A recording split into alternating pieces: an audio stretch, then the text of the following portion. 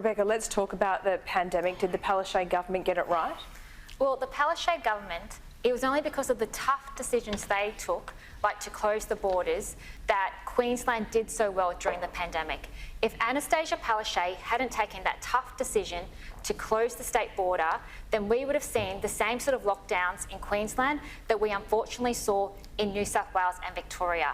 And what we saw throughout the pandemic was that Scott Morrison never took responsibility and was always just wanting to play politics.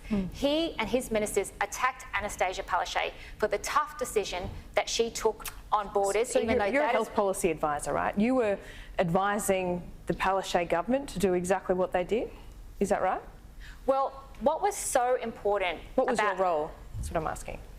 Yeah, so my role was, I worked for the state government and I was there throughout the first year of the COVID pandemic. And what Annastacia Palaszczuk got right was she listened to the health experts. She listened to what they had to say and she took action.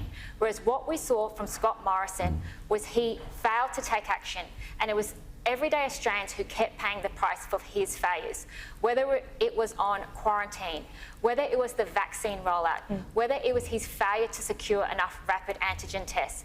Every time he failed, it was everyday people like the ones who live in our community here in Longman who paid the price. So were you advising the Palaszczuk government to do that, close the borders, lock people out from seeing their families, leave children stranded on the other side of the border?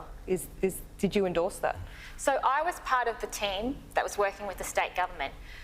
But the important thing about Annastacia Palaszczuk was she listened to the health experts, like the chief health officer. And I think that's what's so important. Was there enough compassion? We're in retrospect now. It's easy to look at things in hindsight. When you look at this, was there enough compassion shown during the crisis? It was only because Annastacia Palaszczuk... That's not my question. I don't need a line. Was there enough compassion shown? Yes, because if you let me answer your question, it was only because Annastacia Palaszczuk took those tough decisions on the border that we avoided the lockdowns in New South Wales and Victoria that cost people their lives, cost people their livelihoods, and means businesses had to shut. So Annastacia Palaszczuk took the tough decisions to protect Queenslanders and protect communities like ours here.